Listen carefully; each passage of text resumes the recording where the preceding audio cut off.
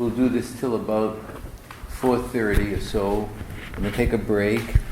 And then I think, Professor Robinson, I thought it might be interesting just to pull things together. People can kind of raise kind of issues that would pull things together and so on. So let me just begin by just 5 or so quick minutes about Rabbi Moshe Alschich. So what I wanted to kind of, he spent the bulk of his life in Sfat, that's Safed. He was born in the first part of the 16th century in Adrianople, which was in Turkey.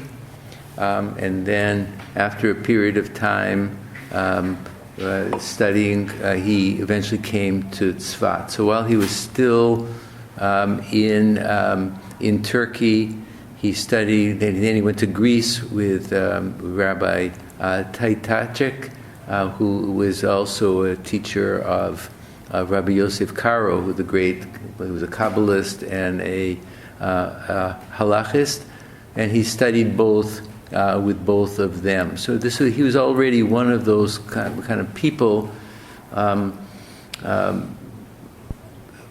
who integrated halachic acumen and were great Kabbalists at the same time. So those of you who know about Rabbi Joseph Karo, Griblovsky's great monograph on Karo as a lawyer and mystic shows that integration of those two qualities. He wasn't the first to do that. Obviously, the Ramban integrated those two qualities much earlier, but this was a particular feature also in the 16th century, particularly with Rabbi Moshe Alschich, who was a very great halachist. He studied with Rabbi Yosef Karo, who was the author of the Shulchan Aruch, but the original halachic work is called the Beit Yosef, which is a much fuller halachic work on the entire corpus of rabbinic law and jurisprudence.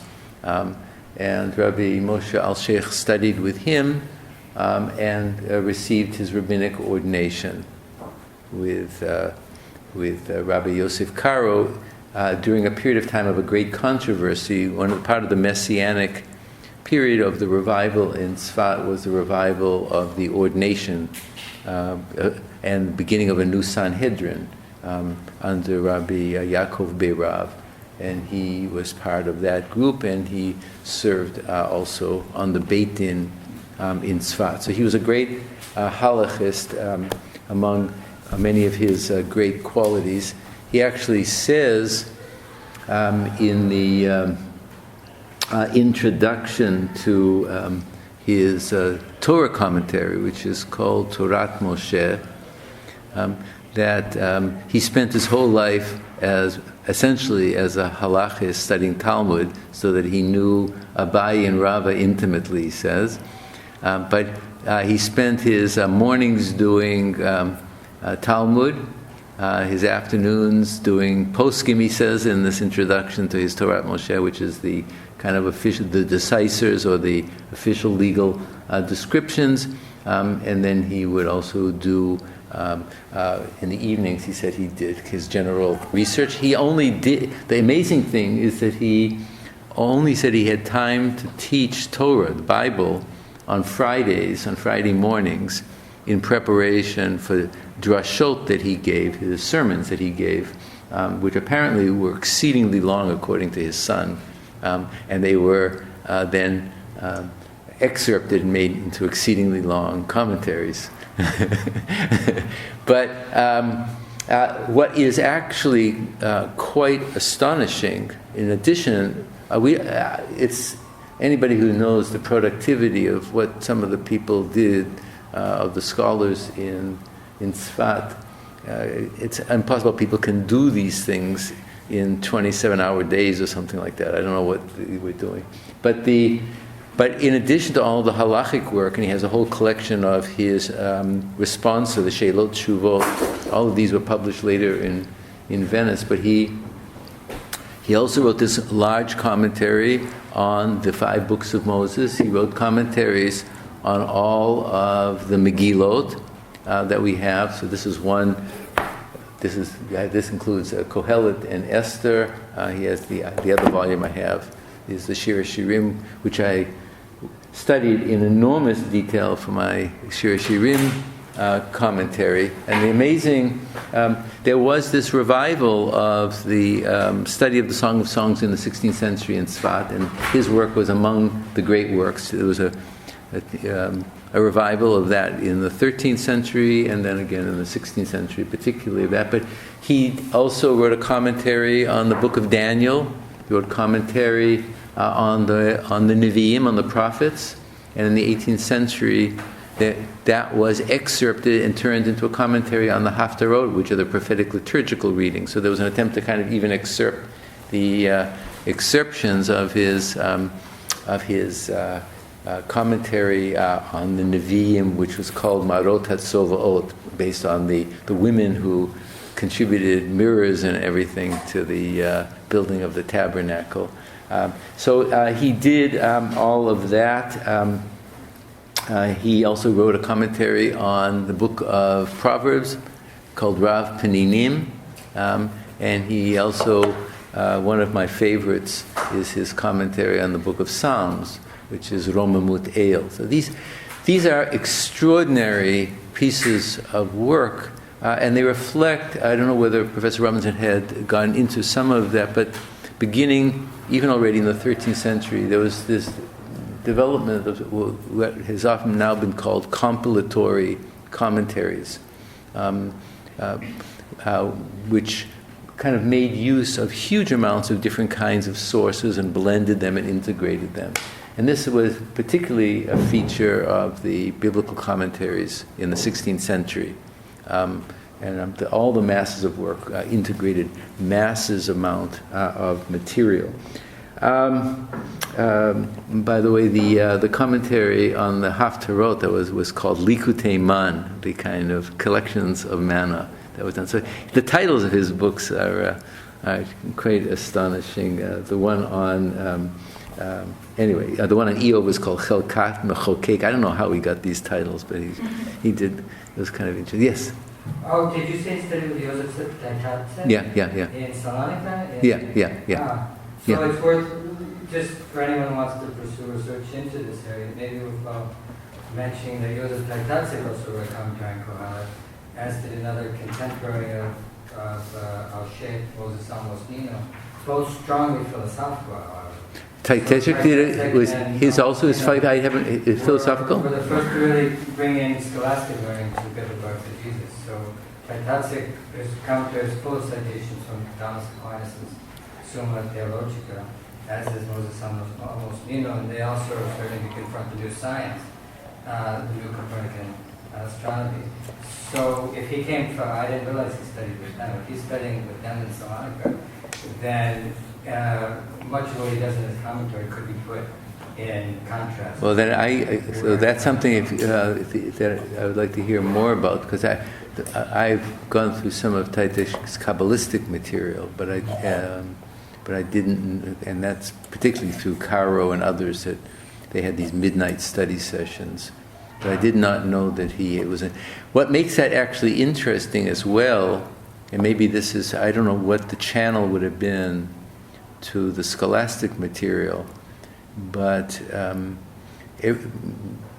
people like Abravanel, as is well known, begins the Torah sections of all the Torah commentaries with what he calls she'elot, questions, which are like the Latin questiones, which would be a series of questions would be asked and then resolved as they go through, and it's precisely that phenomenon which is the beginning of his commentary on the Torah. The Torat Moshe are all begin with various kinds of questions. So these these channels of how these things moved around. Do you know how the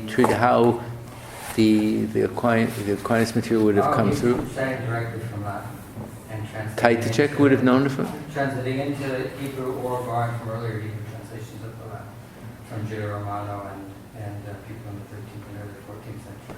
Really? So they're really completely immersed in scholastic Yeah. philosophy, not just rhetorical forms, literary type, but completely immersed in it. So are they getting it from Latin? Because some of that material wasn't it translated into Castilian Some was translated and Catalonian. There were some Catalonian translations from the Latin, Oh, right? perhaps. Yeah. But there was already some Hebrew, but these figures had direct access to the Interesting. Latin, as far as I know. Interesting. And so if Alschich went through there, then that makes the commentary more complex. Yeah. And what he's responding to. And I knew a little bit about that, about Almocino and his. Right, almost this- was a yeah. student of Tartaxic. Yeah. And there's some French scholars now who have been working on Almocino. Right, and there was another member of the circle, David and Shoshan, Yeah. who was the one who started really directly developing readings of the Bible in light of Copernicus, in light of the new cosmology. Yeah.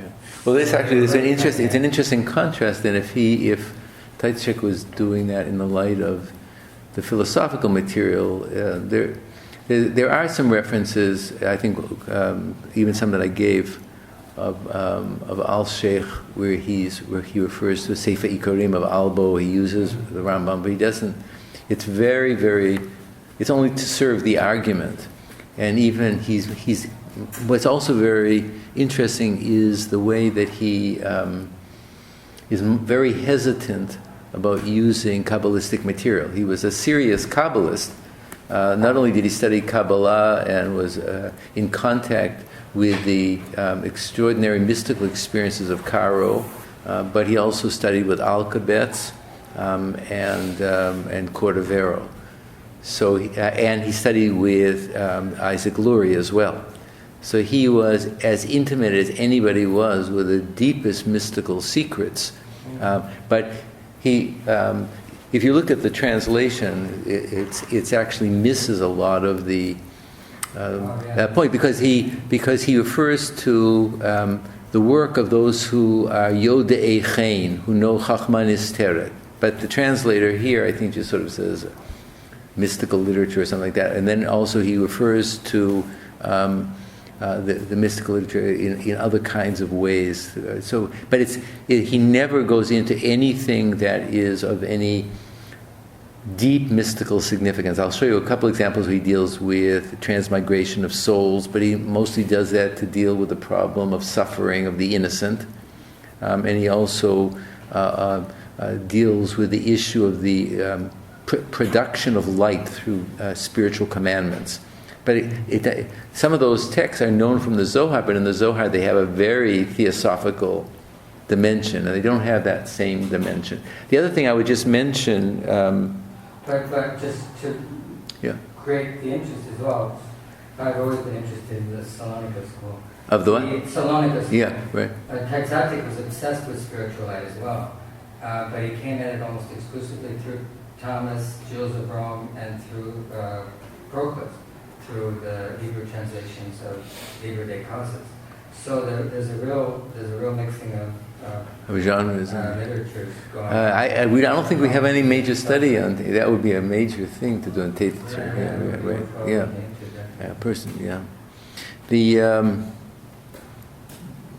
The only other thing I would just mention in light of these kinds of rhetorical features that we're hinting at, which doesn't come across at all in the translation, but if you look at the Hebrew, he essentially regards the flow of the discussion in the book of Kohelet as a logical argument. So if you look at carefully, he'll often say, having said this, now he says this, and he raises this question. So the sequence of the sentences is actually part of a didactic flow, which he believes to have been argumentative. And I think that's something that could, to follow up the rhetorical structure of his logical arguments, will be a very interesting piece of work to do on its own, to see the book. So I don't know whether any of the other commentators take that task. You'd know, Professor Robinson, but this is it's totally obscure. The translation is not very helpful in any case, but it's the only one that we have. But in any case, the logical structure of the rhetoric is, and maybe I'll point out a couple of examples when we get into the material. So with that as a little bit of background, what I wanted to do is jump to a couple of different texts and begin with the focus on the introduction, which you have as part of the commentary on pages, on verses 1 and 2 of chapter 1. So it would be that first of the Hebrew pages and so on. And I just wanted to highlight a couple of issues because his commentary on verses 1 and 2 function as a kind of prolegomenon of the purpose of the work. Although he circles back to these issues, they are actually of some significance. And I would actually want to one thing is, so notice a couple of things. You can look at the English if you want, but I just wanted to focus on a couple of a very, right at the very beginning, of a subtle way that he used a Zoharic text that we studied last time without citing it. Right? I don't know if any of you noticed that, but when he talks about the very beginning, let's see how the translation goes. So he talks about Solomon being the wisest of all the wise, and he talks about the greatness of God and all the good things that God has done, because God has provided us a way to overcome the futility of life through the study of Torah. The study of Torah transforms a person into a spiritual and perfected person, allows a person in the long run to go through the transmigration of souls, to be purified and return to the world of light in the heavenly worlds. God, notice in that third line in the English, and I guess it's about the fourth line in the third line in the Hebrew, fourth line in the English. He talks, God is mekayem ha'olamot kulam. God sustains all the worlds.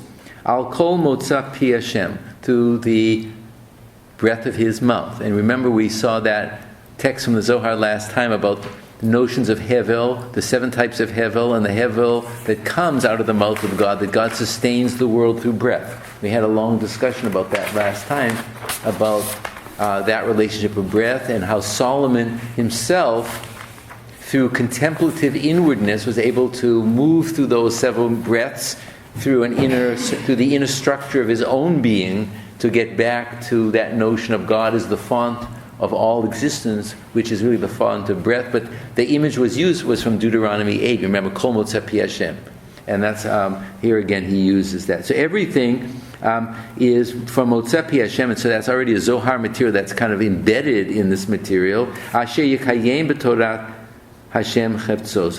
So God, the Torah is a derivative of the word of the breath of God, and that sustains all the world. The other thing that I wanted to focus on is that a person is able to study and makneh ruchaniyut kedusha ba'olam hagashmi halaz.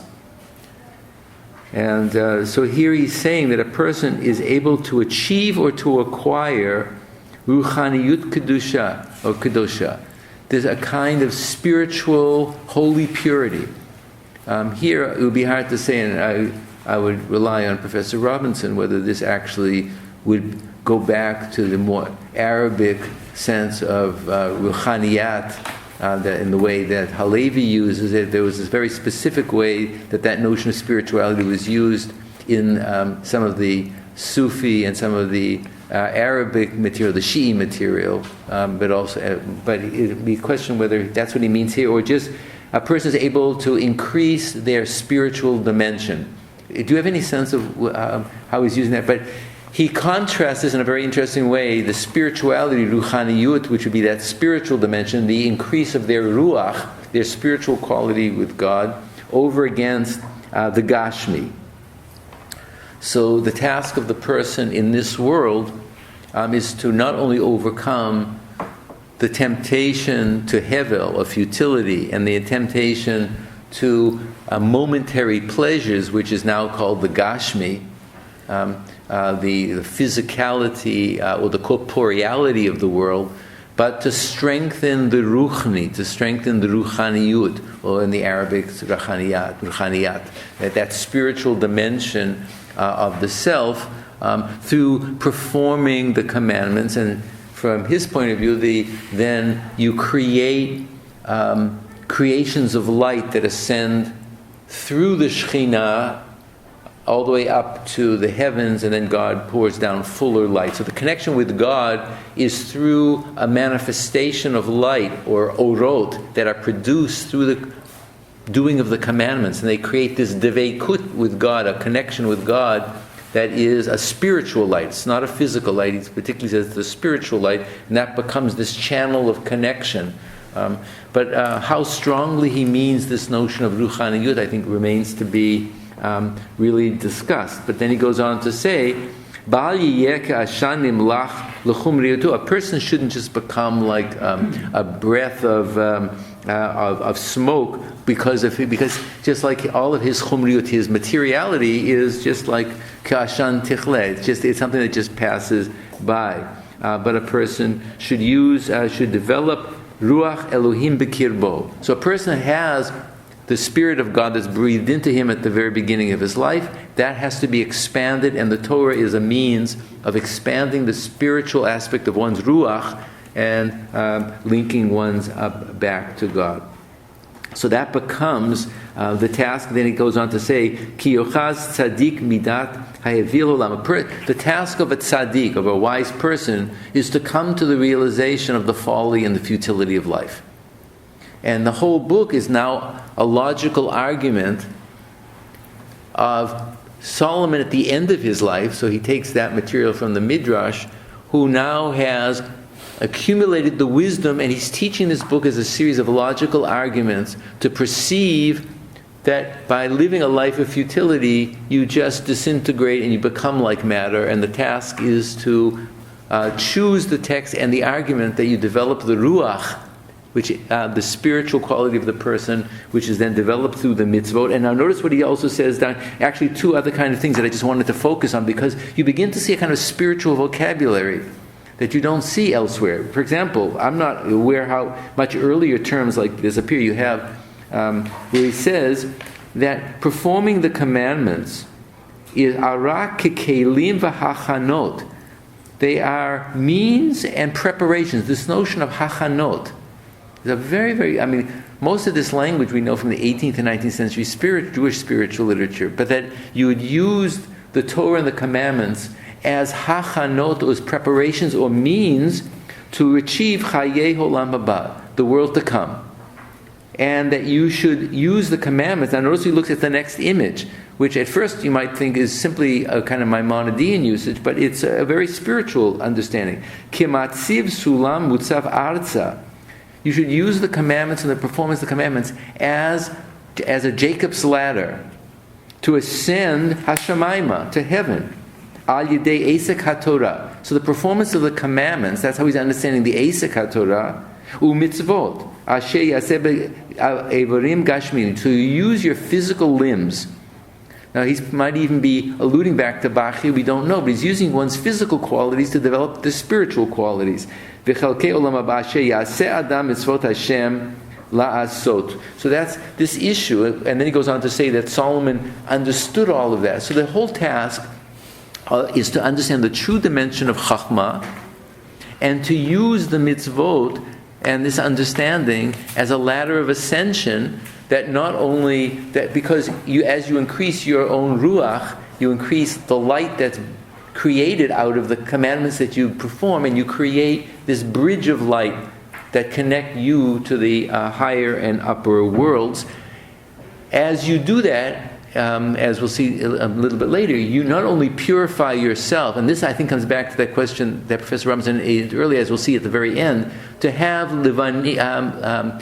clean garments is that your whole body and your whole being has to be purified. And this whole process of the transmigration of soul is this purification. And so if a person actually suffers needlessly in this world, or appears to be needlessly, they may have been suffering for other lives or things that have to be repaired from preceding lives. Because he says specifically towards the end of the text that we'll be looking at, one person can't be mitakein, can't correct in his own lifetime all that one could possibly do, and the kol ha'ma'aseh, things that have been done over many, many transmigrations, may be affecting your life. And there's this need to undergo these multiple births and rebirths, what he actually calls gilgulim. He actually uses that phrase. You go through these transmigrations to purify yourself and to bring the world back to ultimate light. So he's using this really as a kind of a programmatic statement, this issue of makneh, to achieve or to acquire, right? And then also to have the notion of hachanot, and the use of the Torah, that the Torah should become Torat Cheftzo. It should be his own Torah that he creates as a spiritual bridge. So this is that's part of his overall introduction, and so the amal is the great labor, has to be the labor of Torah. And as you see in that second column towards the end, a person should consider to not value the futility of the world. Lo hechashiv uvilti hevil habilti tovot haolam hazeh. You have to learn. So it's a kind of ascetic denigration of this world and only using the tasks of this world for ascension towards spiritual heights. Ki al kain kav lekav yitzeh yaso me'achorei Hashem, that a person will ascend in this way. And that's what Shlomo b'chachmato did. He became a person of shleimut. We actually have that word being used to achieve shleimut, or perfection and purity, is being done. So we have this beginning of a kind of philosophical and spiritual vocabulary that is being emphasized here. So he actually says, shleimut ha'adam lahaskil. The perfection of the purification of the person is to come to that understanding that the ma'aseh ha'olam, that the deeds of this world should be considered ke'afra de'ara, considered as null and void or worthless as the dust of the earth. Okay? So that's part of that opening passage. Anybody have any questions on that? There's nothing particularly exegetical in this opening part, but when he says Havel Havalim, he came to this realization that the world, he came to the realization that the world is completely hevel, it's futile, and one has to devote oneself to the Torah and ascend to one's spiritual perfection. But that can't be done in one lifetime. It's done over many lifetimes, and one may be the victim of lifetimes that have affected one, that one also has to work through over a long period of time. So he's taking over at least Zoharic notions of the transmigration of souls and the working of that out. This becomes very powerful in the 16th and 17th and 18th century as well. But here we see it coming right from the very beginning as part of his programmatic statement. Then we'll see some exegetical things in a second. So it seems that he's really taking on the Zohar's understanding of Mitachat Hashem. Right. But he's not outlining a cosmology, right? This is a spiritual domain. So it's. I couldn't complete reading through the sections. You couldn't even simply say what the whole spiritual notion is. He uses some of the material in a fragmentary way. So part of this issue of having pure garments, he quotes the Zohar text, for example, that we know that Avraham Zakein Babi Yamim, Abraham was old and he came into days. So it's literally, he came into the days that he created through his moral or spiritual actions. So a person actually does things and they create structures of days, and if they are pure garments, what he called the Chalukah de Rabbanan, these pure garments, then a person enters into those days and they stand in heaven in the quality of the days that one achieves in one's daily life. And I'm not even sure Kabbalistically when he says that when the light that you produce is mediated by the Shekhinah all the way up. Exactly what Kabbalistic way he's talking about, unless he simply means that you do this and the Shekhinah is at the level of Malchut and she brings this up. But he doesn't go into any detail, and he told his son in one of his commentaries that he strived as hard as possible not to mention anything of the esoteric wisdom in any of his esoteric Bible commentaries. So it's quite astonishing, this new focus on the Hebrew Bible and commentaries on the Hebrew Bible with a very limited amount of Kabbalistic material and only a certain amount of other traditions. But people are trying to, there seems to be a whole new revival of this emphasis on Scripture as part of this. He's commenting on almost every single book. Yeah, so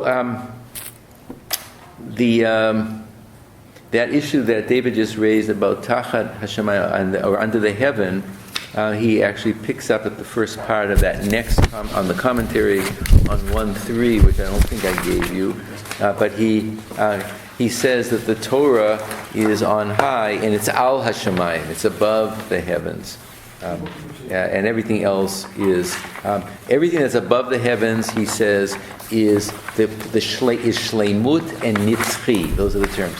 It's perfection and it's eternal. Anything that's below is simply divarim gashmiyim, or things that have a limited life. I wanted to jump to this second thing because here we can quickly just see a way that he uses allegorical exegesis based on parables that the rabbis are using. So since we're trying to get a sense of his method, we're picking up here on verse 4 and 5. Dor holech v'dor ba v'ha'aretz la'olam omedet. So one generation comes and another goes and comes, and the earth abides forever. So the issue here is that he's going to focus on there's the ordinary passing and futility of ordinary human labor. So one thing that is coming and going is, for example, human beings who don't achieve anything of spiritual worth through study of Torah, or people who build buildings or they build cities. That's why he brings in this example from the Midrash. You see, if you have the English, and let me just get from the Midrash of Socher Tov, which is the Midrash on Psalms, he begins with that issue, where he is actually focuses on a teaching from the Psalms and the way it's reinterpreted in the Midrash. But the issue that I wanted to kind of focus on is what he picks up on verse 8. So you see, let's just go ahead, because it's just one example of how he's developing the imagery of the text, where the text goes on to say, "V'zarach hashemesh uva hashemesh." So the sun rises, uva sets, ve'el makomo sho'ef, and it desires to go back there again and again. So what he focuses on, and this is one of the ways that he uses the tradition, is you go to the Hebrew on the right column of that next page. He cites the text from Kiddushin. I think our text gives it from Yoma, but it's cited in two different places. I checked both sources, and it's more or less the same. But what the text in the Talmud text is that it interprets the coming and going of the sun in terms of a tzaddik, right? That the tzaddik comes and goes and will last forever, and the rasha will live a life of vanity and futility. So he absorbs allegorical images that the sun now is the tzaddik, who has various kinds of comings and goings, and he applies that to the tzaddik. The shemesh is now the tzaddik, and he adopts this as a particular quality, and he goes on and he elaborates. Anybody want to pick up on any of the? You can see that he picks up again. The theme of light is emphasized in this particular text. He talks about the notion that the sun is exceedingly strong, and God has to kind of dim the light of the sun as it returns back to the world.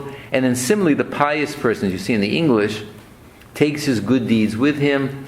They're not lost, and they remain with that person even beyond the death. This actually is a recurrent theme for Alschich, the notion that whatever spiritual qualities one achieves in one's lifetime is not completely lost for the physical body that is that dies or that would be resurrected. So becomes a kind of a spiritual conjoining of soul and body that come together. But here you can just see this notion that just in the English, the shining of the sun and its setting is like the birth of a righteous man and his death. Just as the sun shines more brightly, etc., so too does the pious person lose none of his light when he departs from this world. On the contrary, he shines in his permanent home on high. So in this case, he is reading the text as on the basis of the mashal, or the parable that he gets from the Talmud. And then he integrates this without telling you as much in relationship to the themes of light and the rebirth of light and the continuation of light that adheres to the soul even after death. So you can see that he is giving types of spiritual instruction based on these particular verses, some of which have Kabbalistic significance, but he doesn't teach it as Kabbalah. In a certain sense, he teaches it as if it were an exposition of that midrash, or the text from Kiddushin of the Talmud, that is really a kind of an allegory of the tzaddik. But he infuses it with Kabbalistic dimensions, which, if you look at quite carefully, you can see how he's doing that. Anybody want to pick up? More of a question, I guess. I'm curious about the very end of this interpretation, where we have the pious man being compared to this sunshine that God is able to sort of dim in order to make it kind of bearable for humans.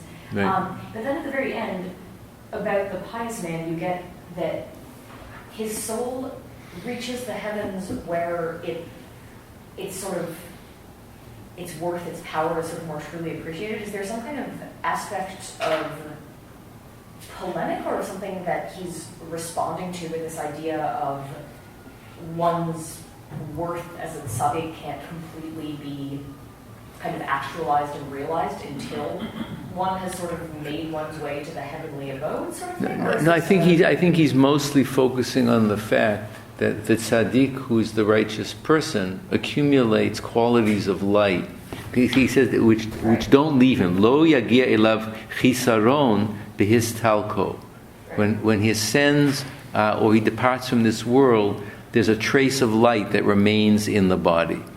So he's giving a Kabbalistic explanation, but he smuggles it in to his larger rabbinic project, and he understands this. Ki halo adraba sham ikar zurichato. This is this quality of his as light, where he sets and he goes back. So he's understanding holech and ba, zoreach and ba, as being born and dying, right. And the shemesh is the tzaddik, and that will remain with that person even after death. So there clearly, as he says in other places, there clearly were discussions, even as there were discussions in the 2nd century, what is the nature of the resurrected body? Is it a spiritual body, or is it just a physical body, or are they separate?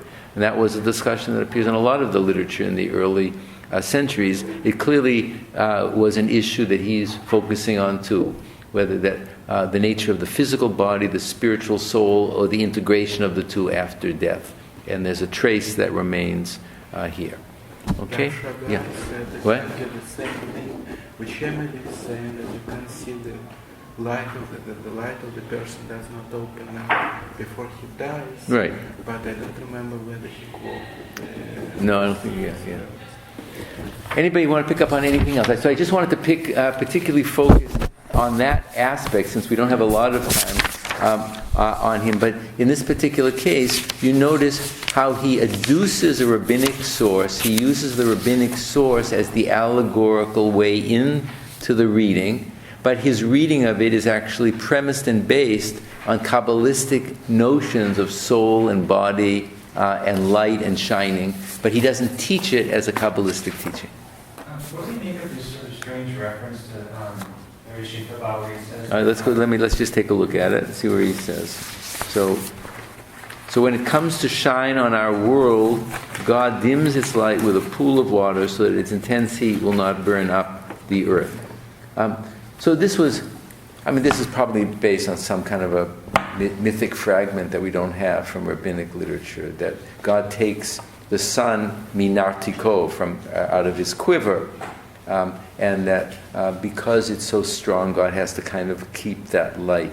It's a kind of a cosmic light that has to be diminished to have any effect on this world. But he's using this he's using the imagery that he draws on that midrash, again now in relationship to a kind of Kabbalistic understanding of it, in terms of the excessive light that will be related to the soul of the person. So it's a kind of blending of these materials in the framework of a larger Kabbalistic notion of reincarnation or the sustenance of the soul. But does it also mean that an intensity of wisdom could be destructive to the body, or like earthly forms of life, whereas like, you have to sort of prepare yourself in a different way to experience like more intense wisdom and more intense light? Because the weird thing about this one is... Where would you see that in the text then? Is that God has to put some sort of like barrier between the earth and the sun. But he doesn't. But if I understand it correctly, his emphasis for the analogy is that the brightness is still not lost, even though what God has to, when the sun is not seen in its cycle, it's much more intense, and then God has to diminish it at the rising of the sun so that it won't scorch the entire universe. But there's a trace of that primordial light that is not known in that cycle that we don't see, right, during the nighttime. And he's saying that the same way as that when a person dies, they retain some of that light for their world to come, or the resurrection, things like that. That's right. So I think he's being selective. I think what's interesting is just this kind of homiletical style of weaving things in to give a teaching of this that then places this in a different kind of an orbit, in a sense. It's a Kabbalistic teaching about the soul, but he's presenting it through the filter of a rabbinic allegory. So I think it's a selective focusing on light and its diminishment, but he's using it for his own homiletic purposes. So I noticed he translates, he understands verse 9:9 about Re'echa as your soul, with the soul that you love. So how does he interpret then 7, that wasn't part of what you gave us, but how does he interpret 7:27, where it said, Mozart, Shed, like the moment is more bitter than death, like that's like your soul more bitter than death. We'll have to take a look. I don't remember the exact, but that focus on that the soul, that's while it's in your body, has to be cultivated, and then when it leaves your body, it will have all the added benefits. So we can go back and take a look at the break, how he deals with that particularly. But that is an ongoing theme, that the task of the life of the commandments is the perfection of your spiritual inner life. And that is what rises up to God and what remains as a permanent feature. That's definitely Kabbalistic, but in this kind of popular homiletic style. I just find it striking that don't see the language of the Sefirot. No, not at all. No, Unless it's just in nowhere. No.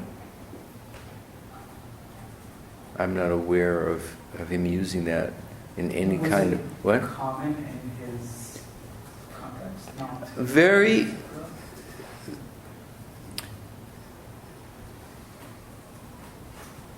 In most of these Bible commentaries, they do not go into those specific details. Even a work that comes close to that, like Alkabet's commentary on the Song of Songs, Ayelad Ahavim. Where, huh? I love that song. His commentary. Oh, okay.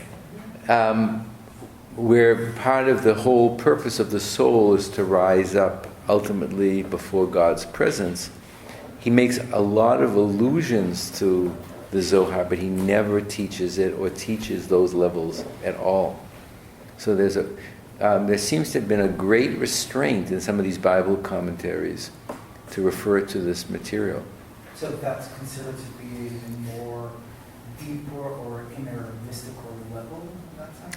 But they're not using this as part of the public teaching. They're not using this as part of the only place that you can actually see that happening a little bit more is in the work of Elijah Davidas, where sometimes he's quoting the Kabbalistic material because he's citing the Zohar, and then he will actually give those materials. But in the main, not at all. Where are they getting those notions? But it's kept. Those are preserved in the Kabbalistic works of that period, but they're not part of the Bible commentaries. Even let us say, where a person like Elisha Galiko in his commentary on Shir Shirim says that the fifth level is the Kabbalistic level or the mystical level, he almost says nothing about it throughout the entire commentary. So they're very, very discreet in terms of the public text that they're teaching to go into these details. Do you have an opinion as to why? Is it out of reference or trepidation that it could maybe make one think of relativism and? No, I don't think. I think that they're just not. They're just very hesitant to teach a person who has not become ready for that material, the secrets, but enough to motivate one's observance of the commandments, right? That you will achieve spiritual bliss, spiritual transmigration, your soul will make connections with God, but nothing that would indicate anything of the meditative issues that are of great concern. So it's just part of the larger restraint of not revealing mystical secrets in public. So let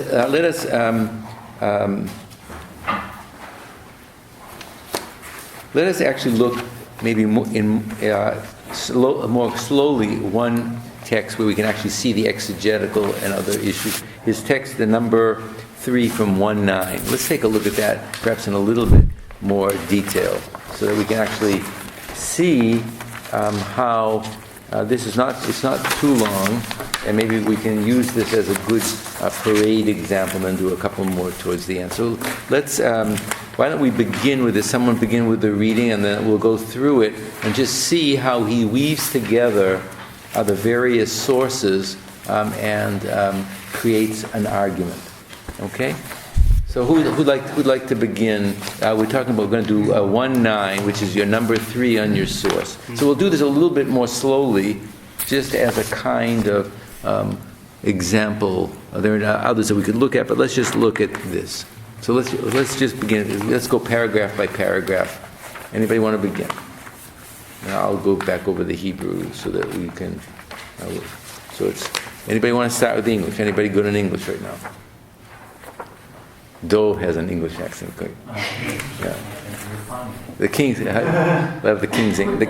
The King's English. The Queen. I'm sorry. I'm sorry about that. Yeah, I grew up with the King. Okay. Yes, sure. Okay, until now, that's where I'm going from. Or should I read the verse? Yeah. So, now, so until now we have elaborated on the fact that there is purpose and reason to the existence of the world. So here you can already see this style of this kind of recapitulating argumentative rhetoric. In other words, I've been doing this and this in terms of the arguments. He sees the whole book as an unfolding, logical rhetoric of discussion. The Hebrew is actually more telling than the way the translation. So let me just, if you take a look at the Hebrew, Acharei Omro, after he has already discussed, that is to say, Shlomo the king, right? After Solomon has already considered ki yesh tachlit tov le'olam, that there is a good purpose, there's an ultimate providential purpose in the world. Tachlit tov, there's a good telos to the world. So notice he's understood the preceding verse as dealing with that issue. Having just told us this, Solomon is now going to give us a logical discussion where he goes on to say, right, and the reason there is purpose and reason to the existence of the world, we have explained, go on. We have explained why the soul must return to earth in order to achieve perfection and earn a place in the world to come. Okay, so let's go back and look at the Hebrew where he says, after Omro, he, Solomon, so you see that with the English translation not really getting there, that there's tachlit, there is purpose in the world, that there is good purpose in the world. In other words, it's not all futility. You have to find what the purpose is through the proper study of Torah and the commandments. Ki im yikonenu bru'av v'od yachlifu pamim shalosh, because now we have explained why the soul. He's explaining ki im yikonenu bru'av. Because what is part of that purpose, ki im yikonenu bru'av, that he, the creatures, can acquire from themselves. It's a very odd kind of Hebrew style, but remember we saw that phrase yakneh, what a person should achieve or acquire for himself. That he, a person, is told that he could acquire, God's creatures could acquire for themselves, va'od yachlifu pamim shalosh. They would undergo a series of resurrect or transmigrations of the soul 2 or 3 times. You see? Now notice how he's. So then he says, now he's in order to achieve perfection and earn a place in the world to come. But notice the language is much stronger and makes the allusion to the kind of background.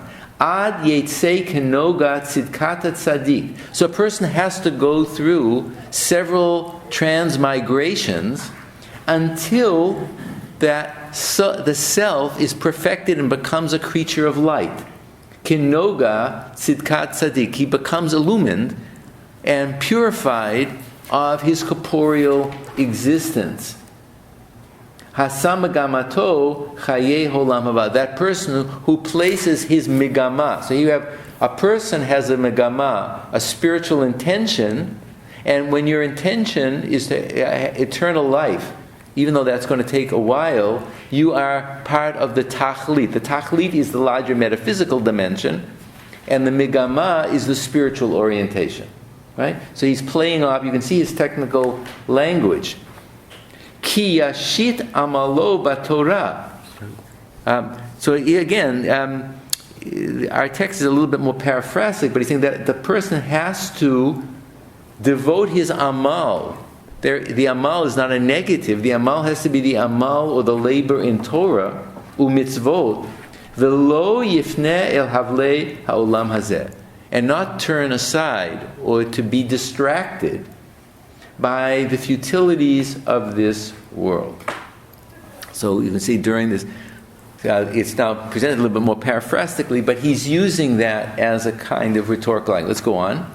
During its worldly sojourn, we must toil in Torah and its precepts without wasting time over mundane matters. All right, well, whatever. The soul returns to its resting place after death. What about the body? Well, so now, but our text says, "Halo kamo zar yechashev," that a person should consider this world as something foreign and alien. Now, so he's speaking directly to the reader.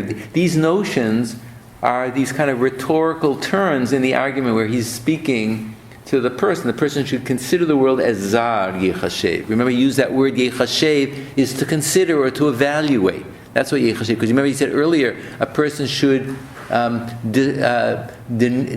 the value of this world. Hevil, he used a kind of very odd causative, and account this world as afra da'ara, as meaningless.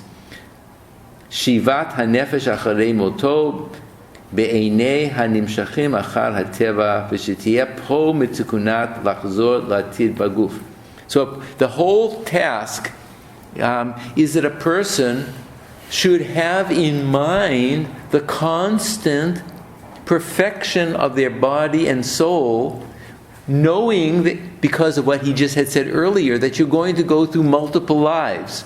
And you have to perfect your life in this world, knowing that there's going to be another life and another life in which there's an ongoing cycle of perfections.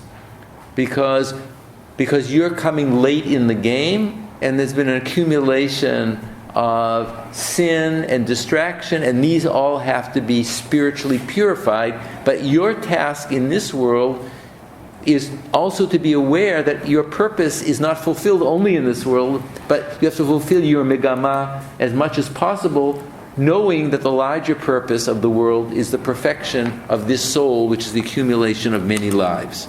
So that's very important. Hanim shachem achar hateva v'shitiyeh po mitzukunat lachzor mitukenet lachzor latid bakut, knowing that you'll return back in the body. Go on. Is it possible that mortal man who is born resurrected now can return to be resurrected? The Talmud on the subject of resurrection of the dead comments, what has not yet been will come to be, what is here already, all the more so that it will be again. Okay. So here, what is he doing? He has now invoked the issue on the rabbinic. This is the rabbinic discussion in Sanhedrin, which is Perek HaChelek, right? This is the famous Perek HaChelek, which is who has a portion in the world to come, or who doesn't have a portion in the world to come, right? And a person who denies the resurrection of the dead doesn't have a portion in the world to come. But now he's understanding Techiyat HaMeitim as in the terms of the resurrection of the dead as part of the transmigration of souls, right? And then he's quoting one of the texts that is used in the Talmud, and we're going to come back to this. Let's go back to what he says. The thing, "Mai delo hava hava, mai de hava lo kol shekain." As we understand in the Midrash on that verse, "Ma shehaya kvahaya," that which was will be again. So notice how he's transforming that verse from a statement of futility to a proof text of transmigration. What was will be again. What was, and what will be. And ma shehaya kvar hu, that which was will be again. Im yomar lecha adam, say to that person that people come back over and over again. So notice he's now given a totally positive spin to what the biblical text has as a negative statement. Okay. So let's jump by coming back to the verse. Okay. Coming back to the verse at hand, we can now appreciate its teaching. One shouldn't be surprised by the knowledge that the soul returns to the world to perfect itself without body and the resurrected, as what has been will be. The soul of man has been. So he's being very specific. Hanefesh tashuv litakein. The soul will return to be perfected. But he's not telling you that this is coming from Kabbalistic sources. It's as if it's coming from rabbinic sources, right? It's as if he's reading this out of the Talmud in Sanhedrin, and that ma shehaya hi hanefesh. The nefesh was. Now, notice what he does as a proof text. This is a very interesting way of his exegetical method. He goes back, just as you have read, go look in the English. The soul of man has been, right? And the phrase, and notice what he's done, that the soul, because he's making a kind of very subtle argument that the soul that was will be again, and it's going again, and he uses Genesis 2 verse 7 as a proof text. It's a remarkable reading, where he says, "Vayihi ha'adam lenefesh chaya." because he understands Vayehi, the Adam was a Nefesh Chaya, right? It was. It's phrased in the past tense because he became a living soul. He's going through this cycle. So he's finding in the literal reading of Scripture a proof text for the transmigration of the soul. And that which will be done will be in the future. Shenaseh, and how does he understand that? On the basis of the verse in Genesis 1:26, Naaseh Adam, Hu atzmo sheyaseh. The person will create themselves in the next world by what they have done in this world. So there is a composite or compiling or integration of verses from different places in Genesis, which are now read, as it were, as proof texts. By reading them kind of literally, he now reads them Kabbalistically, as proof that a person will remake themselves in the world. What was will continue to be, and one will make the Adam, Naaseh Adam, that person will be made again. Ve'im kain, al yipalei beinecha hadvar, ki halo ra'inu kayotze bo. This happens over and over again. Let's go on. The problem is why the soul cannot remain in this place. What purpose is there in its going and returning? Okay.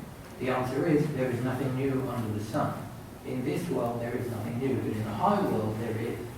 The more the Torah is learned and the more the mitzvot are observed, the greater is the spiritual light which radiates at the upper world. Okay, so here already we have this notion where he's picking up on this Kabbalistic, not just a philosophical reading. So, Ma shehaya hu shehiyeh. This is not a statement of futility. It's a literal statement of the transmigration of souls, read through proof text. What was will be, right? What was will be. So notice what he's done in a kind of a classic rabbinic form, but in a new way. He atomizes the biblical phrase, Ma shehaya hu shehiyeh. He atomizes that phrase, what was will be, on the basis of the proof text, Vayi Adam L'Nefesh Chaya. The person was a nefesh, and he will again become a nefesh. Then it says, Uma she'na'aseh hu she'ye'aseh. What was done will be done. And he proves that now on the basis of another biblical text, which is Na'aseh Adam. Right? The Na'aseh, Ma she'na'aseh, Na'aseh Adam, that person was... So you notice there's a kind of hyper-literalism that is transforming this into mystical interpretation.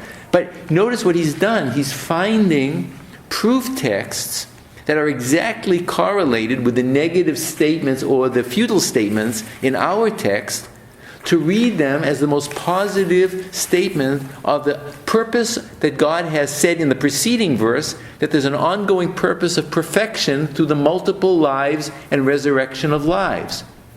And then as a kind of homiletic genius, he breaks up his overarching insight is to take the text from the Talmud in Sanhedrin as a Kabbalistic text about transmigration, not just resurrection, and on the basis of that now to reread two literal phrases from Genesis in a new mythic transmigrational way, right?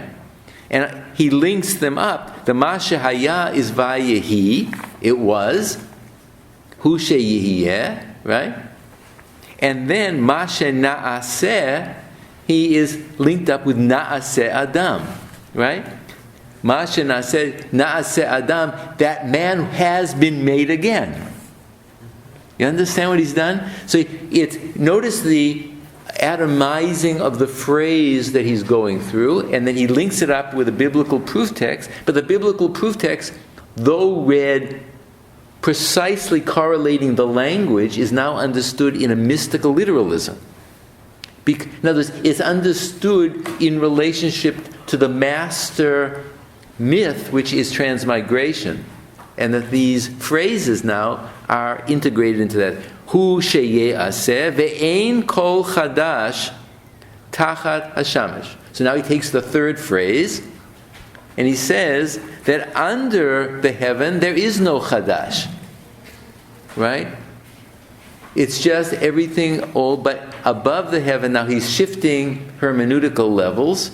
And above heaven, now notice he brings in the Kabbalistic notion of the creation of light. Okay, so let's go back to that aspect, right? Let me just find the phrase. She'ein kol chadash hu tachal hashemesh. Under heaven, so notice again, now the Kabbalistic, in this lower world, ba'olam hashafel. Ach lamal. So notice he's added a phrase that will pick up on philosophical terminology, the lower world, the olam hashafel, which is missed in our translation, but he is introducing that. Ach lemala yesh v'yesh. Right? Because kol asher sigel Torah mitzvot ba'olam hazeh yater orot v'chupot v'tikunim lemala ad ein mispar. So notice he is beginning to use a kind of Kabbalistic but non-Kabbalistic language. That is to say, that all of the Torah and mitzvot that a person is able, in a certain sense, to acquire spiritually for themselves. He's using lisagel in a very specific way. Yater will produce an excess of lights. So here this notion of light is a spiritual light that is created by the acts of the study of Torah and the performance of the commandments. Right? So in other words, you not only purify your own soul, you're adding a spiritual illumination to the cosmos. Right? V'chupot v'tikunim limala. Presumably, this is already, there must have been a Lurianic teaching on how these lights are doing a tikkun. But he's not telling us what this tikkun is. Right? There's a tikkun of your nefesh. There's to say a repair of your nefesh, which is through the transmigration of souls. But now there's a tikkun in the cosmos. Right? Ad ein mispar. It's infinite. Va'al kain shulcha hanefesh po. So where do we have our text? Innumerable benefits of the world. It's a little bit not helpful. But then he goes on to say, therefore, the soul was sent here. I don't remember whether he deals with this exactly here, but the soul doesn't want to come down. But it has been forcibly sent back into this world. The soul wants to remain in the supernal realm. So he uses shulcha in a very strong sense. Po lichadesh ha'orot. God has done, this is part of God's larger purpose for the ultimate perfection, to renew the great lights. Kinoda liyodeim chen. Now he has his first hint at the Kabbalah.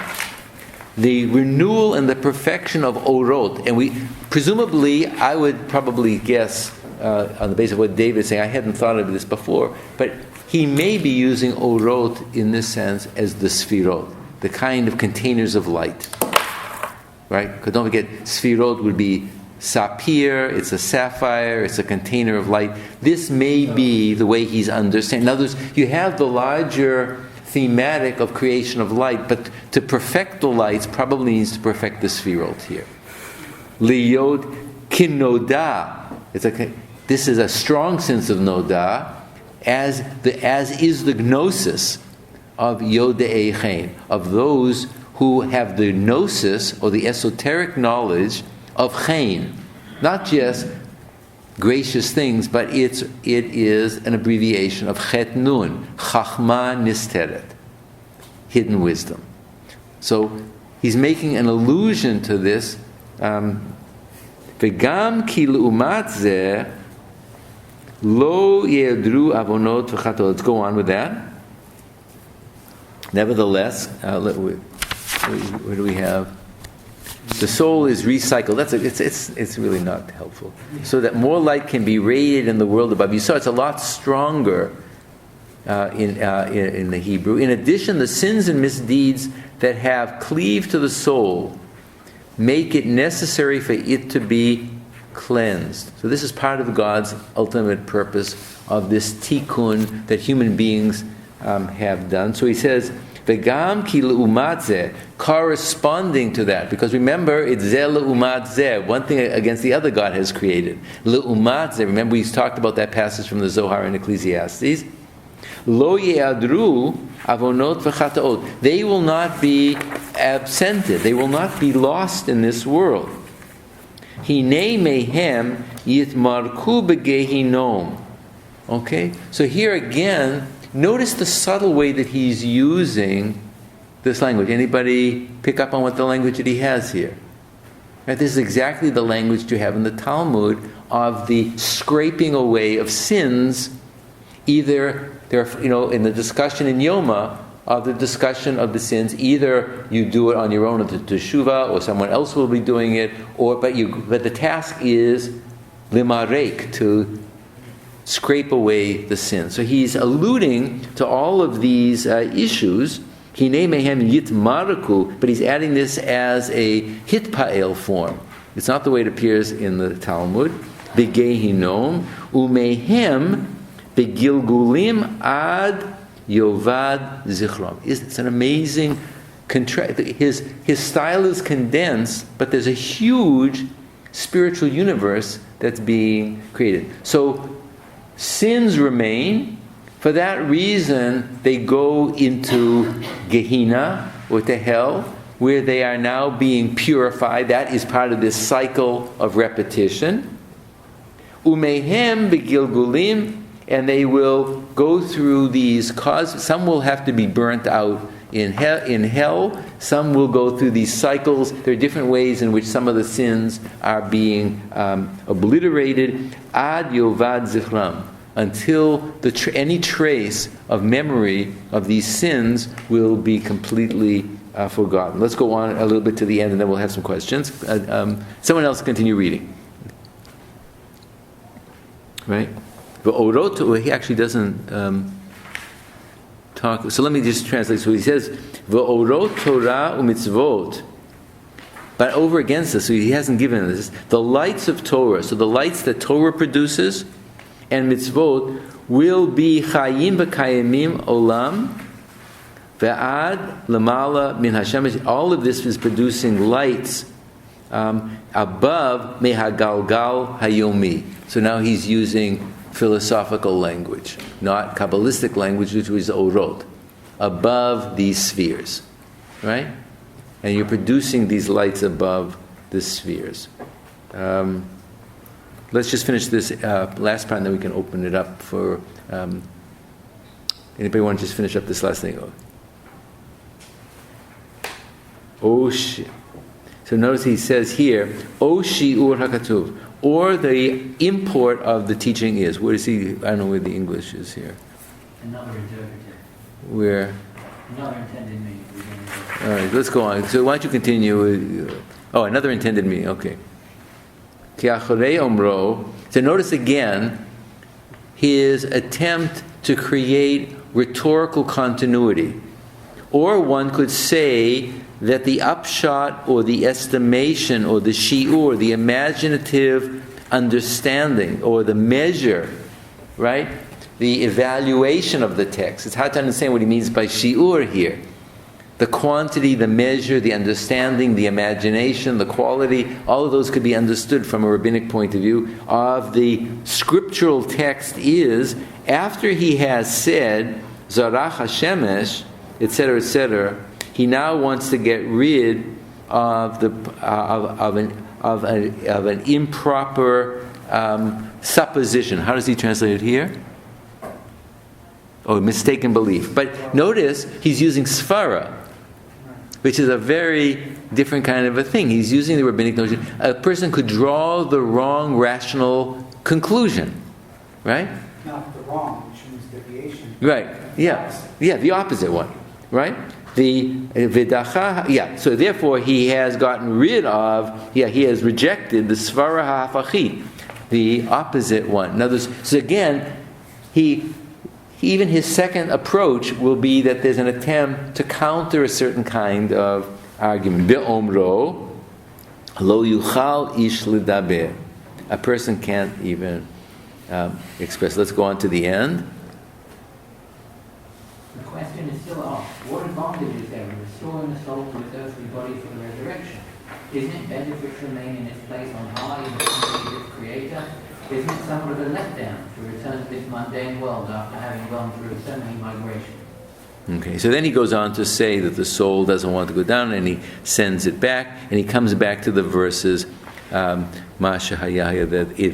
the person goes back and will achieve their form again and again to achieve their ultimate perfection. Let's just go to the end. To become a Nikiya Mikol Sig, from all the dross, purified of all the dross. Hayata Nikiya Uvara Bivoa Mitchila, and come back as it was in the original time. Zehu Mashahaya Hu Sheyehiyeh.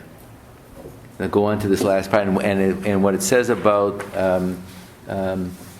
let us make a person. Uma shenaseh. What does it mean? And when it says that which will be is what? I think it's in the middle of the page. So that the next half of the phrase, you notice that next phrase is providing the answer to the first phrase, right? So now he's reading this in another way in which the different phrases are providing a kind of logical sequence as opposed to a more coherent argument in the first case. Okay? So he's using this in a way. And then he reads that in the second way. So there are two ways you can see now. He both links up with preceding phrases in a rhetorical argumentative way, or the way he atomizes phrases can lead to two different conclusions. In the first case, clause A and B are integrated as a coherent argument based on proof text, and the third is talking about above the heavens. The second one is the second clause is answering any kind of misconception you could derive from clause number 1. So he's using the text. He's not sure which is the correct one, but he's saying that in both ways you can come ultimately to the same conclusion of the perfection of the soul and the perfection of lights above heaven. But he's trying to give you the sense that our text is a logical argument on these subjects. No matter how you would divide them up atomistically, that's what we would do. Let me just see if there's anything. Anybody want to raise anything here, or else I want to just see whether we can, before we have our break and go on to other things. So that's for the purpose of achieving perfection. The text also in number 4, chapter 3, 10, 11, again deals with this issue of past lives, and it's used as an argument of why the innocent suffer, because they may have achieved sins or misdeeds that have accumulated, and he actually gives a very interesting argument too, that although there is no way to prove it ultimately, that the task of faith is to believe what you can't prove by reason. And ultimately, there is beli mofet v'tam. There's no ultimate explanation of these issues of how God is why God runs the world this way, but you simply have to have emunah for that. The other thing I would just, in number 7, which is chapter 9, 8, and 9, we come back to that phrase that Professor Robinson read about begadecha levanim, that your garments should be pure. That is really the body, and the soul too has to go through this issue. And he again talks about the levushin, or the garments of the days of the soul, and he gives a much larger notion. And the allegory of light, he interprets shemen as light as well, and so he has again a spiritual light that has to be done. I want to just conclude with one very interesting way that we can actually see how he looks at different. It would be a midrashic technique, but how he uses different forms of spelling and phraseology of the Masorah, of the tradition, to come to very different readings of the text. So he has a certain kind of theological universe, but I just wanted to kind of maybe conclude with this one so that you can see. This is verse 9 from number 7. Let's just go back and find number 7 on your sheet. Actually, no. I think what I'd like to do is, anyway, let me just see. Yeah, let's.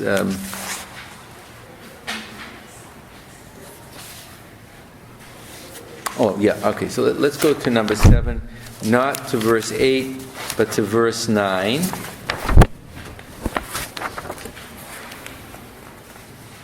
And jump to on your sheet to the page 240. Okay? So again, let's take a look at the phrase. So the first part is Re'ei chayim im isha asher ahavta. So this is going to be related. We'll take a look at this very quickly. Kol yemei chayei hevlecha. And notice how in the Hebrew, the kol yemei is conjoined. Now look carefully at the Hebrew because he's going to comment on this, because he's going to use this for a very, very strong metaphysical argument. Kol yemei, all the days of your hevel, of your futility, right? Which is with a kamatz and with a meteg, they're together in smichut. Kol yemei chayecha, asher natan lecha tachat hashamesh, which you have given to yourself, or which you are given. Instead of God, we're going to see it's going to be what a person does to themselves under the heavens. Kol, here using the rabbinic note, which is called a tipcha, it's a kind of a disjunctive note that's being used. Kol yemei hevlecha, ki hu chelkecha b'chayim, because it is your portion in life. We're going to see a radical rereading of that in a second. Uva amalcha, and in your labor, which you do under the heavens. So let's just quickly take a look at this, but I want you to again to see the exegetical method to kind of support his particular argument. So let's take a look at this. So let me find the Hebrew. We'll just do that and then we'll take our break.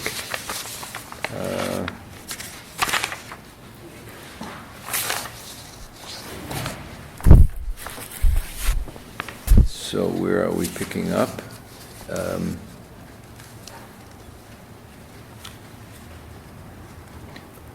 So let us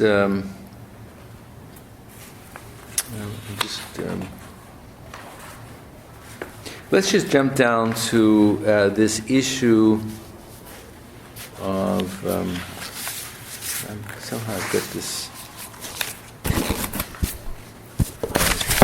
Okay, I'm sorry. So let's go to the portion we learned earlier. Okay, so let's just someone read this quickly. Let's just go through this. So we learned earlier about the soul. Yeah. Okay. We learned earlier that before the soul departs from its earthly body, man is shown all the rewards that he has earned while in his soul. Okay, so he's continuing. The argument is continuing in a kind of a continuous way. He mentioned the story of Rabbi Allegorical, who was shown 13 rivers scented with persimmon oil. The Zohar states that though the life of man is futile, the days he spends toiling in the Torah and obeying the will of his Creator have not been wrong. They will remain eternally as a testimony to a life that is filled with the Torah and good deeds. They come forward at his death and show how much light is emanated from him as a result of his labor in this world. Okay. So he's now just referring back again about the importance of these actions, because it's going to be a thematic that he's in the past, and he's going to continue that thematic. Now we're going to come to both the allegorical, which is based actually on the Zohar reading in the Sabbath de Mishpatim, which is in the section on Mishpatim where the wife is the soul. But let's see. He's not going to tell you that he's getting it from there, but this is what he's actually referring to in the famous Sabbath de Mishpatim section of the Zohar. Okay, so let's go on. The wife mentioned in this verse is an allusion to the soul. Okay, so let me just see.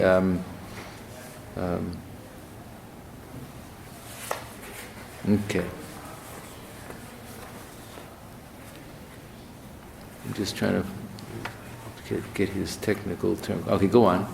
Okay, I'm One sorry. must live in this futile world in order to earn a life in the next. For persons sin, but they repented and atoned for his evil deeds before the end of his life. Only the days in which he did good deeds, i.e. after he repented, come forward to bear testimony on his behalf. The earlier days are of no value since he spent them in sin.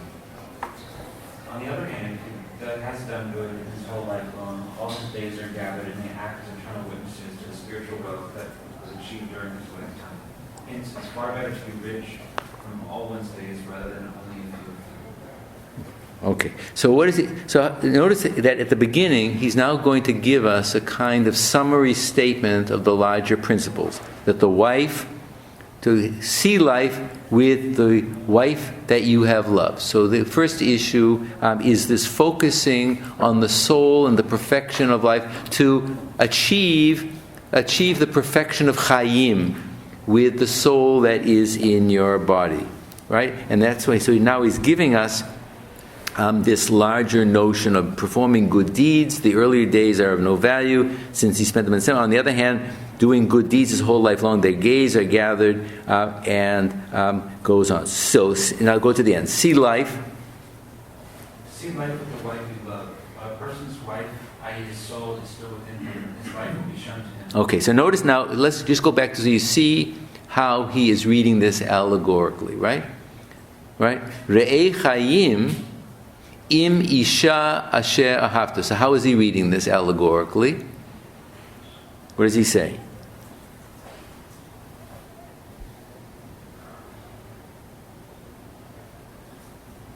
In other words, he's saying that while the soul is in your body, you are given a perception of life and the life that you should choose. Right? So the Re'ei Chaim is an exhortatory statement. Look at the life that you have before you. Consider your life well when your soul is still in your body. Right? While you are still alive, or while you still have consciousness, Re'ei Chaim, take an existential stock of the life that you have. Let's go on. His life will be shown to him. Re'ei Chaim, this life is essentially futile, right? Go on. His life essentially consists of futile days, and now that he has utilized his time to perform these good deeds, will be imbued with the spiritual aura. The days that have passed will come alive again, and they will possess the potential to acquire for him an infinite amount of heavenly bliss. All right, so now he's going to read the second phrase in apposition to the first. So let's read the next paragraph. The meaning of the verse is, see life while you are still with your soul, which you love. Okay. One will see all the futile days of your life, and not only part of them, as is the case with one who repents halfway through his life. Let's go to the next. All the futile days. At first, Solomon writes all the futile days of your life. Later in the verse, he changes the wording to all your futile existence. One's life begins as futile days under the sun. However, once one has lived them, these days are imbued with an eternal life, since one has utilized them for spiritual matters. You go in the next paragraph, and then I'll explain it. Okay. There is an important grammatical difference between the two clauses. The first clause contains the word kol, all, punctuated with commas. The second clause has the same word, punctuated with kolam. The first kol is related to the words which follow it, all the days. The second one is not. It stands alone. Okay. So now, and then go down to the last paragraph. For that is your portion in life. For that is your portion in life. These days that are shown to a person will earn rewards in his life in the next world. For all of Israel have a portion in the world to come. The amount of bliss that has been apportioned to his soul in the next world is proportionate to the toil and Torah which you exert under this. Yeah, I think we should also just go back to the preceding paragraph. Everything God has made for his own purpose. Everything God has made for his own purpose in all these cases where the kol is punctuated with the kolam. The word is set apart from the words following it. Hence the meaning of our words is everything, all your days of existence. Okay, so the way I think the way he's telling us to read this, and it's a brilliant reading which fits into his larger theology, Right? So he has a theology, he has a notion, he has a metaphysic, which is related to the transmigration. Now he reads, Re'ei Chayim, one should pay attention to the life you have, of the days that you have, when your soul, your Isha, is in your body, the soul that you love, that you want to take care of, and that you want to perfect. You should now take cognizance. It's a statement of admonition. While you are still alive, take care of the soul that you have and consider the days you have. Now then he reads, in this remarkable way, two different ways of understanding kol to set up two theological arguments.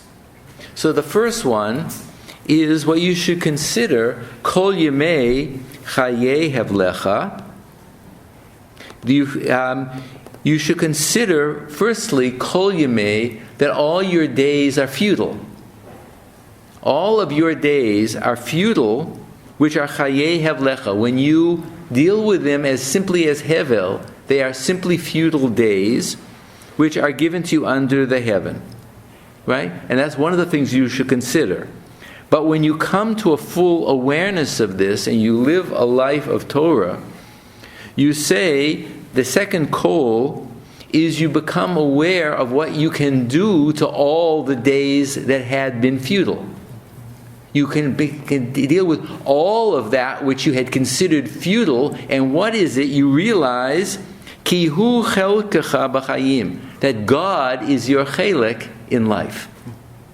Notice, if you read carefully the way he's explained that, the second kol, which is disjunctive, has to be kept separate. When you consider all of that which you had considered formally as hevel, and now you act in a very different way, you realize that it's truly God who is your chelek. Who now is not it, but God is your portion in life. And the life of your labor which you do tachat hashamesh. So notice, if you focus on God, the mitzvot, and Torah, that is the chelik that you should labor in under, and when you realize that, you will begin to labor for the Torah which is above heaven, to realize that that is your chelik. When you are under heaven, your chelik is given to you by God for your transmigration and perfection. So you notice, again, his argument is not only in relationship to the material that preceded, but it's both allegorical, it's Kabbalistic, and it's a kind of hortatory teaching that Solomon is giving the person. So what Solomon is then saying is, look, anybody, when your soul is still in your body, the soul that you love and you want to take care of, you have been given the possibility to consider the state of your life, or what life is, the chayim, right? You should consider the life that you had been living as kol yemei chayeh, all the days which you have been considered are really only hevel. You should come to consider that. And then when you do, you understand the kol, all of that which you had considered to be hevel is, all of that is hevel. All the days that you had been living as hevel, all of that as an absolute is hevel. And when you come to that conclusion, you realize that God, who is your chelek. Right? Because you don't forget, this is Perek HaChelek. Right? The chelek of Olam Haba. He's alluding back to that, as he had said, that he, God, is your chelek, or God will give you through Torah and mitzvot the chelek that you will have in life.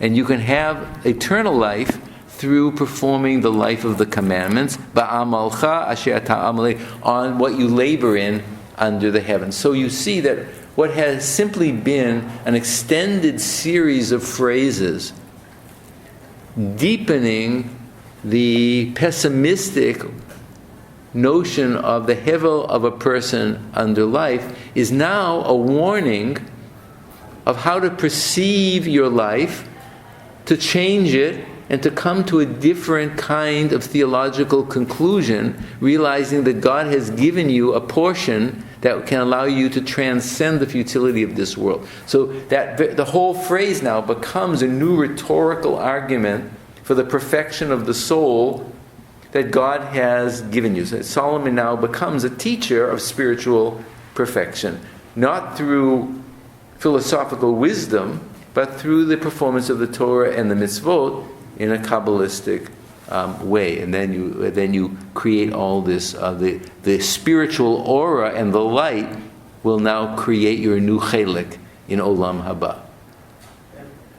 It seems like he's reversing in a way the argument in Sanhedrin Q, right? It's called Sashon Chayek Ma'amaba, but those who read Sfarim Chutzonim. And just to go back to the discussion about Sfarim Chutzonim, should we include or not include Kohelet? He's just voicing this fact in a reversed mode. Yeah, I mean, I think we have to assume that he God is your chelik, but God is your chelik in Chayim when you perform the right commandments. If you come to the right conclusion about life, while you still have a soul in your body to think about it, you will come that all of these things, the kol now in an absolute sense, is really hevel. You had been just living kol yemei chayav. You've been living as all your days have been futile. But you have to come to the mental awareness that all of it, in a kol as an absolute sense, the second kol, all of it is futile. And that God is your chelek and you should perform the commandments. Right? But what I want to just simply argue is that his exposition is a midrashic atomizing exposition. Right? Each of the phrases is a unit in the argument. And more or less, he plays off on a kind of midrashic, allegorical, Kabbalistic sequence. It's not great rhetoric, and it's not all that logical because he's jumping back and forth. But you see the larger thrust that the statement that Solomon has given is a rhetorical argument for spiritual wisdom that's given to the person. And so all of what we had been seeing, and that's part of this notion, is it's not just that these texts are negative, they are transformed into positive admonitions and hortatory statements of how to get out of the mess. So Solomon becomes a teacher of spiritual development. Again, the Kabbalistic stuff is in the background, but none of what he's saying would make any sense outside of this larger spiritual universe of the creation of light in your soul, which then will rise up to heaven and create a deveikut, he says actually in one of the later texts, a bonding between yourself and God on high, who then will send down a shefa, an efflux of spiritual light. Anybody want to pick up on this? Professor Robinson, do you have any comments on the kind of the rhetoric that strikes you? No, it's wonderful. I think the way you set it up was very good. That it's not only not Maimonidean, it's very much anti-Maimonidean. Yeah. It's really developing, moving into a different world. Yeah. And what you started with the notion of Ruchaniyut and Gashmiyut, this is a new usage of these terms. I think so too. I don't know that anybody's ever done a study on when that contrast begins. Because I mean, you have soul body dichotomy throughout all of right, it. yeah. This is something more different. sense of spiritual world and Yeah. corporeal world. I don't remember whether it does. Life and corporeal life. Right, but when Halevi plays off Ruchaniyat in the Arabic, does he? Right, that's something very different. That's what I think. Spiritual forces that you draw. Yeah, right. You draw. Well, that's this drawing down. But now this is an attempt to deal with. He's giving a kind of spiritual abstraction to the ruach that you have produces a spiritual entities which are light, and that is the cultivation of your ruchaniyut. Yeah, but it feels like he's transforming an older term because that you would have expected him to say that you cultivate your ruach or your nefesh. That he uses ruchaniyut suggests that he's using the philosophical term, but in a new way, doesn't it? Perhaps, although the philosophers would really emphasize seichel much more than ruach, but it's really a new conception of what it means to be a fully realized self. Right. It's a very different conception of what a self is and what the individualism is and what it means to perfect the individual. Yeah. And what the outcome of it is as well. Yeah. It's really quite refreshing. Right. It's Well, the shleimut of the person can only be done through Torah and commandments. It's not simply a mental issue. In other words, it's not an apperception. It's not perfection through the intellect, but it's really this performative aspect which will require an infinite, possibly, because he says ein mispar. It could involve an infinite or 2 to 3 cycles of transmigration for this perfection. It's interesting that. All right, I won't go on to that. But I was just saying the body plays a very different role in this Yep. tradition as well. It can, especially through transmigration, which he's struggling with through some of the earlier sources we read. Why keep returning to the body again and working through the problems through the body? So, and then in the end, it's really a spiritual body in some respects. So, Right. So that sharp binary in the medievals is starting to fall away. The soul-body duality. Mm-hmm. And there's a real new sense of the complete self. Right. But maybe can I follow up on that? He opened his commentary on Kohelet, gave the allegory of a ladder. Right, and that same ladder from Jacob's ladder, you go up, but then you go down. So that is in the same place you can actually elevate yourself. That's the only place where you could. You're talking about the Maimonidean use of that No, image? I'm talking about Alschich's use of it. Right? Right. Because the body is the only place where you can continue elevating yourself. But it's the same place that will degrade yourself. Yes, because he said the body and not just the mitzvot, but the body are kelim, vessels, and hachanot. It's a very, very striking. Right, and once you're already in the light sphere, there's nothing you can change. Yeah. I mean, this terminology is the terminology. It's also, he's not using kelim in a strictly Lurianic sense. These uses of kelim and hachanot is exactly the way this material comes into Chassidut. And normally, some of these terminology, the way it's often traced is that it somehow comes through Cordovero, it enters into the Shnei Luchot HaBrit, Isaiah Horowitz, and then it enters into this language. But there's something remarkable, I don't know, it's the first time it's really struck me. There's some major shift in terminology that either he's producing or but a number of all of these terms, Ruchaniyut, Gashmiyut, Kelim, Hachana, are the technical terms of the 18th, 19th century Chassidut.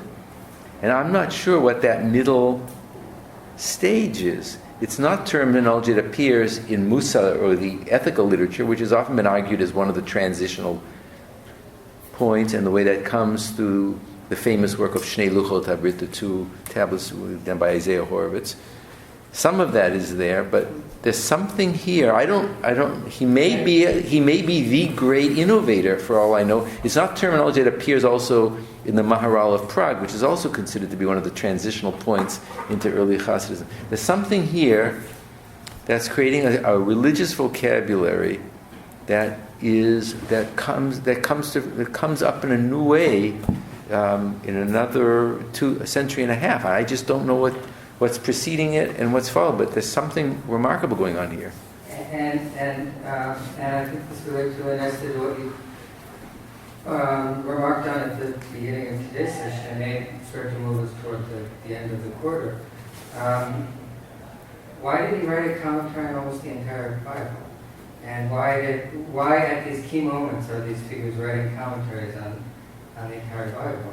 And at least one of the purposes, I suppose, is they're trying to, as it were, take control of the Bible, recode the Bible, create a language of the Bible, revise it completely. But not in Kabbalistic terms, the way in the 13th century, right? But the way to really influence your contemporaries and those that follow is not through writing perhaps an esoteric treatise on the Sirot, but writing a commentary on the Bible, using the text as a classroom of sorts to present all of these new ideas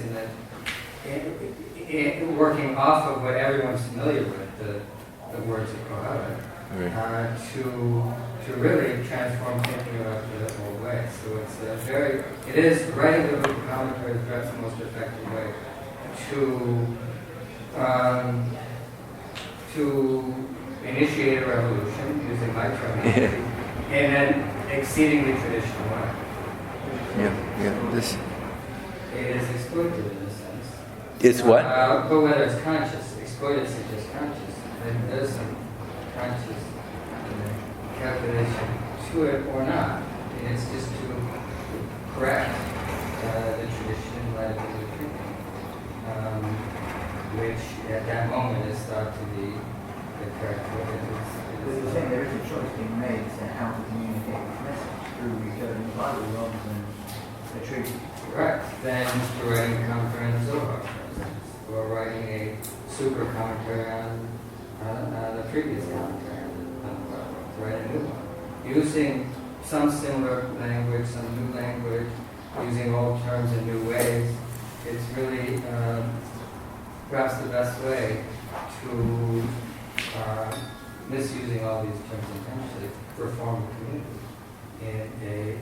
in getting right at the sources. Right. There's something. I agree. There's something remarkable happening about this retrieval of Scripture. It may very well be the fact that writing a commentary on the Bible is the reason why he may be the key turning point in the development of these ideas heading toward classical. He started moving things at the ground level. Maybe. Yeah, I know. The variety of this level of commentary, and don't forget, so a lot of this stuff was diffused through because they were being published in Venice, but it's given the extraordinary esoteric commentaries that were going on in the same city, and many of which were not published at that time, they were just oral, that you have the volume of commentaries being produced in the 16th century in Svat is something, I agree, it's something remarkable going on, and it's very hard to understand. The only counterpoint, and there's no hint of this here, but there's one passage in Alkabitz's Ayelet Ahavim, his commentary on Song of Songs, I forget where it is, somewhere around chapter 5 or 6, where he says, that he's not speaking in Kabbalistic terms, but that the black letters of the Pshat are integral to the Sod. So it may be something that a retrieval of the text and its understanding, even against people's full understanding, is getting them to activate the spiritual dimension of the Torah, which they believe has an esoteric import in the highest worlds, but the people aren't ready to understand it at that level, but their very recitation and study of that is already doing that without them knowing it. There's something going on here in this deliberate restraint and not doing that. And for me, one of the only ways I could begin to understand it is that because they believe that the Torah is a cosmic document and has cosmic effect, that even if you don't understand all of that, the study of it, however you're doing it, is having these larger ramifications, or the perfection of your soul as well. But it's a new form of public pedagogy in which the larger purpose is only hinted at, like you're going to have resurrection and so on, like that. And maybe that's part of the Yes. It's various stages of preparation for This messianic dimension. Right? merging with the light. Yeah. Very nice. All right, let's take 5 minutes and we'll try to do a little bit of a summary, bring all of this together.